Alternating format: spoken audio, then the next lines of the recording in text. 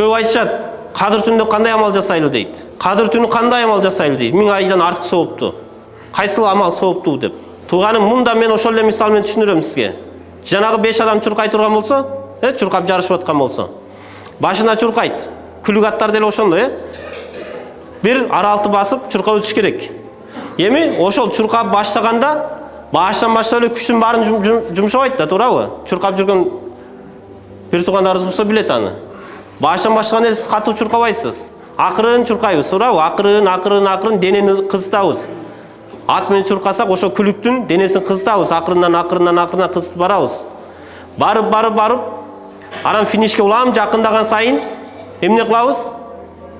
Ылдамдыкты көбөйтөбүз. Жөө чуркасак дагы, күлүк менен чуркасак дагы, ат менен чуркасак дагы. Улам финишке жакындаган сайын ошол эле чуркап жаткан амалды көбөйтөбүз. Болгон эле ылдамдыкты, скоросту беребиз астыга. 2 мен барасаңыз 3-кө чыгасыз, 4-кө чыгасыз, 5-ке чыгасыз мисалы. Газды тебесиз астына каратып. Туурабы? Атты чапкылайбыз жакын калган учурда. Жанагы эки спортсмен дагы күрөшкө түшүп калса ошондой го. Жоламан инибиз менен Акжол Махмудовго окшогон инилерибиз карасаң, соперник жеңип аткан болсо, акыркы мүнөттө ушунчалык тырышат, болгон күчүн жумшайт. Ошол эле күрөш, ошол эле тактиканы келе жатат, бирок акыркы секундтарда мүмкүн бир прогибке чаап туруп ушул жерин жеңип кетем дейт да. Баягы күрөшүн акыркы күчүн, акыркы демиге чейин ошол жерди каржылайт. Чуркап аткан адам да ушундай болот дейт. Ошол эле амал, башка амалга өтпөйбүз туугандар. Рамазан айында буга чейин эмне амалды аткардык?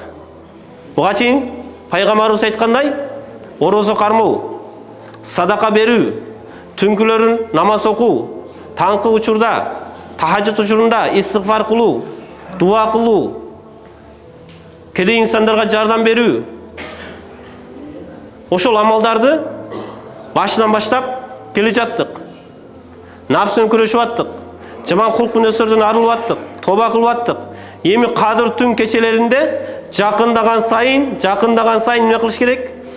Жана финишке жакындап аткан күлүк сыяктуу, чуркап аткан спортсмендер сыяктуу болгону ошону көбөйтүш керек.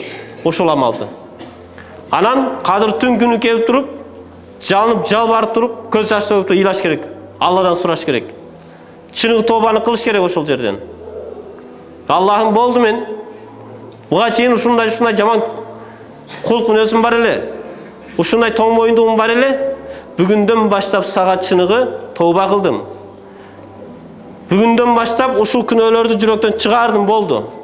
Сенин үчүн гана, сенин ыраазыгың үчүн гана ушул күнөөлөрдү таштаймын.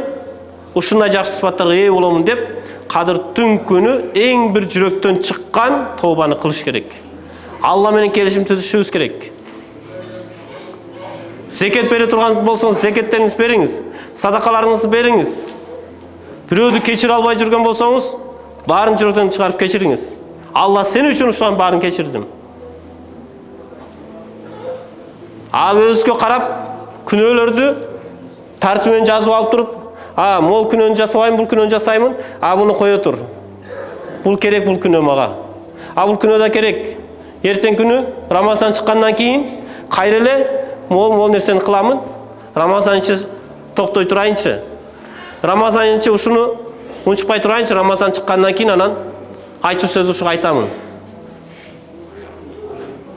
Дегендей кылып, кээ бир күнөөлөрдү кетирем, кээ бир күнөөлөрдү алып каламын деп, ниетиңиз ошондой боло турган болсочу, анда Кадыр түнүнүн кадырына жетпейбиз. Анда ал тоба чыныгы тоба болбойт ал. Алла Таала кечире албайт. Толук жүрөк тазарыш керек.